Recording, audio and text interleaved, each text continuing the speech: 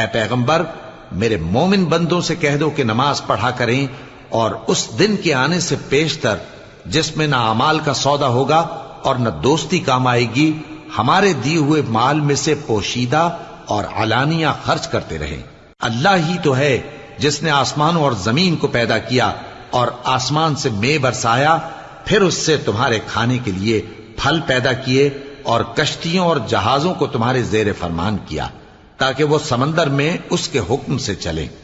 اور نہروں کو بھی تمہارے زیر فرمان کیا، اور سورج اور چاند کو تمہارے لیے کام میں لگا دیا کہ دونوں دن رات ایک ڈگر پر چل رہے ہیں، اور رات اور دن کو بھی تمہاری خاطر کام میں لگا دیا،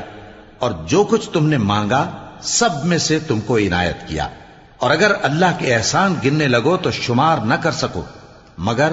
لوگ نعمتوں کا شکر نہیں کرتے۔ کچھ شک نہیں کہ انسان بڑا بے انصاف ہے۔